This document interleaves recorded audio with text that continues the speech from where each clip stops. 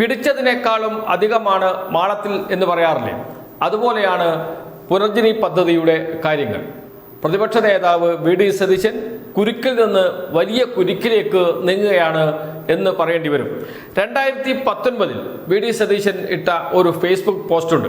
2019 July 13 Facebook post ഇട്ടിരിക്കുന്നത്. അതിൽ പറയുന്നത് ഇങ്ങനെയാണ്: പുനർജനി പറവൂരിനെ പുതുജീവൻ പദ്ധതിയുടെ ഭാഗമായി എളന്തിക്കര ശാരദ വിദ്യാമന്ദിർ ട്രസ്റ്റ് ഭൂരഹിത ഭവനരഹിതർക്കായി കെട്ടിട സമുച്ചയം നിർമ്മിക്കുന്നതിനായി വിട്ടു നൽകിയ 15 സെന്റ് ഭൂമിയിൽ 12 കുടുംബങ്ങൾക്കായി ഹാബിറ്റാറ്റ് ഫോർ ഹ്യൂമാനിറ്റിയുടെ സഹകരണത്തോടെ നിർമ്മിച്ചു നൽകുന്ന കെട്ടിട സമുച്ചയത്തിന്റെ കല്ലിടൽ കർമ്മം നിർവഹിച്ചു എന്നാണ്.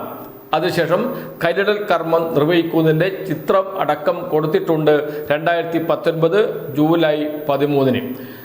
ഈ ഹാബിറ്റാറ്റ് ഫോർ ഹ്യൂമാനിറ്റി എന്ന സംഘടന ആഗോള സംഘടനയാണ്. അവർ പറഞ്ഞ വാഗ്ദാനം നടപ്പാക്കുന്ന സംഘടനയാണ്. പക്ഷേ ഭവന സമുച്ചയം വന്നില്ല. എന്താണ് സംഭവിച്ചത് എന്ന് വിശദീകരിക്കേണ്ടേ? 12 കുടുംബങ്ങൾക്ക് വീട് വെച്ച് നൽകുമെന്ന് പറഞ്ഞ് ആഘോഷത്തോടുകൂടി സ്ഥലം സൗജന്യമായി ലഭിച്ചു. ആ സ്ഥലത്ത് തറക്കല്ലിടുകയും ചെയ്തു. പക്ഷേ അതിനുശേഷം ഒന്നും നടന്നില്ല. കാട് പിടിച്ച് കിടക്കുന്നു ആ തറക്കല്ല്. അതിലെ ദൃശ്യങ്ങളും പ്രേക്ഷകർക്ക് കാണാം. ഹാബിറ്റാറ്റ് ഫോർ ഹ്യൂമാനിറ്റി എന്ന സംഘടന പണം മുടക്കിയിരുന്നോ? അതിനുവേണ്ടി ഈ കെട്ടിടം നിർമ്മിക്കുന്നതിന് വേണ്ടി എവിടെ നിന്നെങ്കിലും ഫണ്ട് സ്വരൂപിച്ചിരുന്നോ? ഇക്കാര്യങ്ങളെക്കുറിച്ച് പറയണ്ടേ? എന്തുകൊണ്ടാണ് ആഘോഷത്തോടുകൂടി ഇട്ട തറക്കല്ല് അവിടെ തന്നെ കിടക്കുന്നത്? അതിനുശേഷം ഒന്നും നടക്കാതെ പോയത്? ഹാബിറ്റാറ്റ് ഫോർ ഹ്യൂമാനിറ്റി എന്ന സംഘടന മറ്റൊരു സഹായവും കൂടി പറവൂർ ചെയ്തിട്ടുണ്ട്. അതിന് ചിത്രവും അദ്ദേഹം ഫേസ്ബുക്ക് പോസ്റ്റിൽ പങ്കുവച്ചിട്ടുണ്ട്. അതിൽ പറയുന്നത് ഇങ്ങനെയാണ്: 2020 house hold support services on wheels എന്ന പരിപാടി എന്ന പദ്ധതിയാണ് തുടക്കം കുറിച്ചത്. അതിന്റെ ഉദ്ഘാടനമൊക്കെ വലിയ രീതിയിൽ നടന്നു. വി.ഡി. സതീശനും ചടങ്ങിൽ പങ്കെടുക്കുന്നുണ്ട്. അതിന്റെ ഫോട്ടോയും പ്രേക്ഷകർക്ക് കാണാം. ഈ ഹാബിറ്റാറ്റ് ഫോർ ഹ്യൂമാനിറ്റി എന്ന സംഘടനയുമായി വി.ഡി. സതീശന് നല്ല ബന്ധമുണ്ട്. അതുകൊണ്ടാണ് 2021 നവംബറിൽ ഇന്ത്യ ഹൗസിംഗ് ഫോറത്തിന്റെ 8ാമത് സമ്മേളനത്തിൽ മുഖ്യാതിഥിയായി വി.ഡി. സതീശൻ പങ്കെടുത്തത്, പ്രതിപക്ഷ നേതാവ് പങ്കെടുത്തത്, അവിടെ സംസാരിക്കുകയും ചെയ്യുന്നു.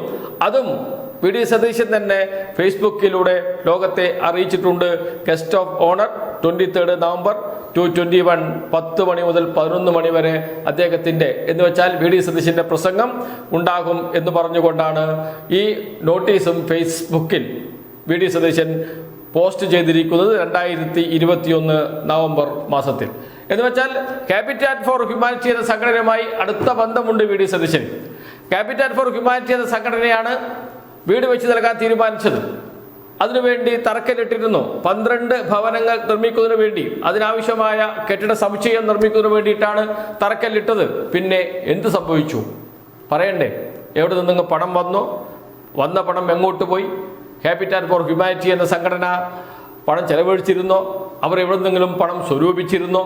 പിന്നീട് എന്തിനാണ് വി.ഡി. സതീശനെ അവരുടെ സമ്മേളനത്തിലേക്ക് വിളിച്ച് ആദരിച്ചത്? തുടങ്ങിയ ചോദ്യങ്ങൾക്കൊക്കെ ഉത്തരം കണ്ടെത്തേണ്ടതുണ്ട്.